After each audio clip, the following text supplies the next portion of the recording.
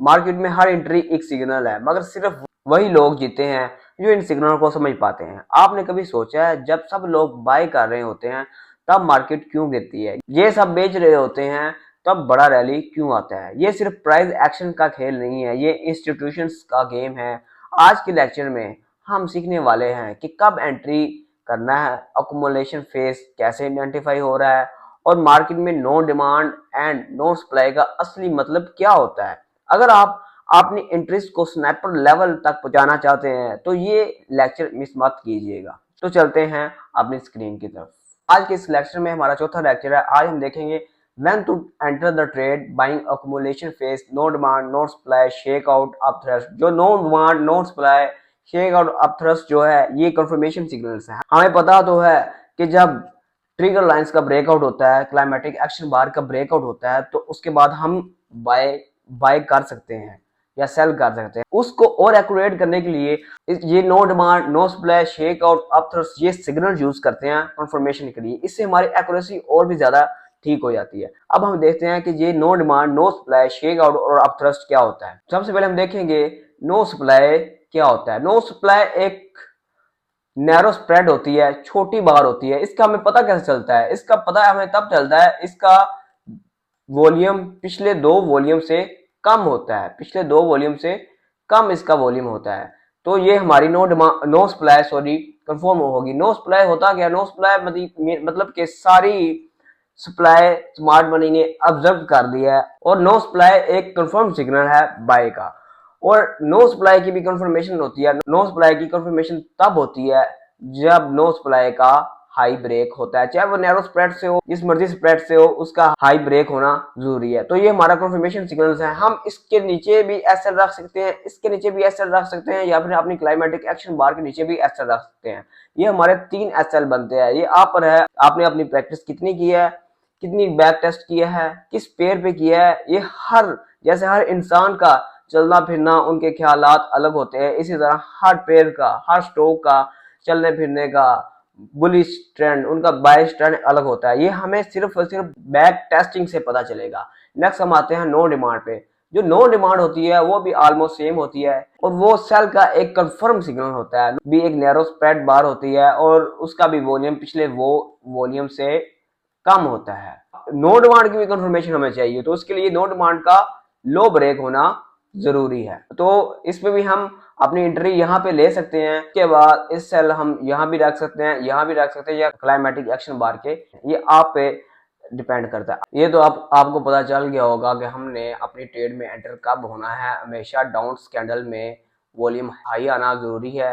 Next बार up close हो, उस पर हमारी ट्रिगर्स लाइन लगनी चाहिए, उसका हमारा ब्रेकआउट होना चाहिए। ब्रेकआउट होने के बाद हम यहाँ पे भी ट्रेड ले सकते हैं, या फिर हमारा अपने कंफर्मेशन कैंडल का वेट करें, जैसे कि शेक आउट वगैरह। जैसे आप ये देखें कि इमीडिएट बैकग्राउंड हमारा डाउन में है, नेक्स्ट कैंडल जो है वो हमारी अप क्लोज हो गई है, ये हमारे क्लाइमेटिक एक्शन बार लग गया है। वैसे तो हम ये टोटली को भी हम अपना क्लाइमेटिक एक्शन एरिया मान सकते हैं, लेकिन इतने से भी काम हमारा चल जाता है। उसके बाद इसका ब्रेकआउट कंपलसरी है। ये हमारा ब्रेकआउट हो गया, यहाँ पे हम ट्रेड प्लेस कर सकते हैं, और एसएल हमारा यहाँ पे होगा, ये हमारा एसएल होगा, और यहाँ पे हमारी ट्रेड एक्टिव होगी। पहला टीपी हमारा होगा प्रीवियस रेजिस्टेंस तक। इमीडिएट बैकग्राउंड हमारा डाउन में है, नेक्स्ट कैंडल अप क्लोज हो गया है, क्लाइमेटिक एक्शन बार लगी, इसका ब्रेकआउट का वेट कर, यहाँ पे ब्रेकआउट हो रहा है, यहाँ पे हमारी ट्रेड प्लेस होगी। फर्स्ट हमारा टीपी होगा वो प्रीवियस रेजिस्टेंस तक होगा, उसके बाद हमारा ब्रेक इवन लग जाएगा, और नेक्स्ट हमारी ट्रेड ऐसे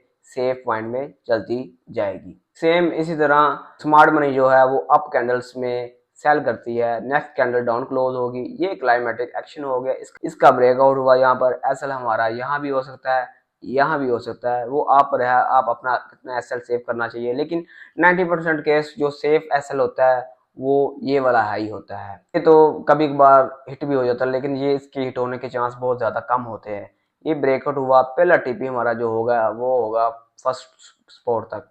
नीचे से फिर मार्केट ने क्या किया, नीचे से मार्केट ने फिर डाउन कैंडल में अल्ट्रा हाई वॉल्यूम दे दिया, ये हमारी अल्ट्रा हाई वॉल्यूम हो गया। नेक्स्ट कैंडल हमारी जो सी थी वो अप क्लोज होगी, अप क्लोज होने के बाद हमने उसके ऊपर ट्रिगर्स लाइन लगा दी, उसके बाद ब्रेकआउट हुआ है, और यहाँ पे हमारी ट्रेड प्लेस होगी। जब भी नेक्स्ट कैंडल अप क्लोज हो हम ट्रेड तब भी ले सकते हैं, लेकिन वो थोड़ी अग्रेसिव एंट्री आ सकती है, तो हम वेट करेंगे थोड़ा सा और यहाँ पे अपनी एंट्री लेगी और फर्स्ट टीपी हमारा होगा फर्स्ट रेजिस्टेंस, उसके बाद नेक्स्ट रेजिस्टेंस, ऐसे हमारा टीपी चलता जाएगा। प्रीवियस रेंज हो रही थी और अल्ट्रा ही वॉल्यूम आया, नेक्स्ट कैंडल अप क्लोज होगी, हमने अपना ट्रिकल्स लाइन लगाई, ट्रिकल्स लाइन लगाने के बाद इसका वेट किया, यहाँ पे ब्रेकआउट हुआ, यहाँ पे नीचे एसएल रखा और पहला टीपी तो इसने हमारा एक ही झटके में इसने हिट कर दिया। नेक्स्ट टीपी हमारा होगा नेक्स्ट रेजिस्टेंस, ऐसे आपने स्टॉप लॉस को ट्रेल करते जाएं और प्रॉफिट बनाएं। एग्जांपल आ गई, ये एग्जांपल दिखाने का आपको मकसद ये है कि ये इमेज आपके माइंड में छप जाए, अल्ट्रा हाई वॉल्यूम के साथ डाउन फॉन आ रही हो और एक कैंडल अप क्लोज हो, नेक्स्ट उस पर ट्रिगर्स लाइन गए, ट्रिगर्स लाइन का ब्रेकआउट हो और हम अपनी ट्रेड प्लेस करें। अगर कॉन्फर्मेशन करनी है तो नो सप्लाई नो डिमांड वगैरह उस पर हम अपनी कॉन्फर्मेशन करके ट्रेड ओपन करें।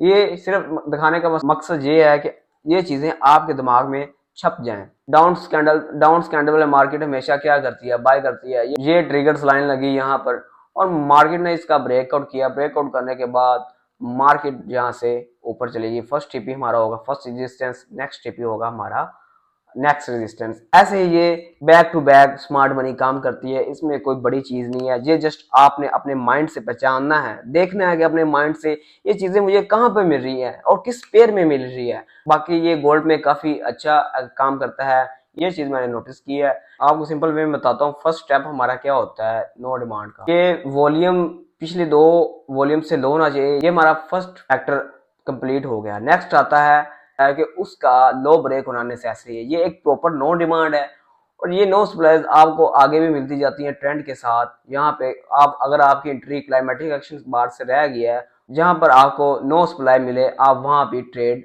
ले सकते हैं। वॉल्यूम कम है, उसका हाई ब्रेक हुआ तो ये हमारे लिए एक कंफर्म सप्लाई होगी। आगे ये नो डिमांड और नो सप्लाई का एक इंडिकेटर भी होता है, ट्रेडिंग व्यू पे भी है और 25 वगैरह में ऐड करना पड़ता है मैन्युअली। अगर आपको थोड़ी सी परेशानी हो रही है कि नो सप्लाई और नो डिमांड ढूंढने में, तो आप ये इंडिकेटर भी यूज कर सकते हैं। ये सिंपल आप लिखेंगे कि नो डिमांड और नो सप्लाई इंडिकेटर, आपको मिल जाएगा। ये हमारा एक कंफर्मेशन सिग्नल है, इसके बगैर अगर हम सेफ ट्रेडिंग करना चाहते हैं तो हम इसके बगैर ट्रेड नहीं लेंगे। अगर अग्रेसिव करनी है तो उनकी कोई जरूरत नहीं। ये हमने देखा कि कब मार्केट में इंटर करना है, किस तरह इंस्टीट्यूशंस के ट्रैप को अवॉइड करना है। एक और सीक्रेट जो सिर्फ प्रोफेशनल जानते हैं, मार्केट का सबसे बड़ा फ्रॉड इंस्टीट्यूशंस कैसे फेक मूव करके रिटेल ट्रेडर्स को फंसाते हैं और आप इन ट्रैप्स को कैसे अवॉइड कर सकते हैं, इसका जवाब मिलेगा हमारा अगला लेक्चर। अगर आप चाहते हैं मार्केट आपको मैनिपुलेट ना करे तो नेक्स्ट लेक्चर का इंतजार किए, मिलते हैं हम नेक्स्ट वीडियो में।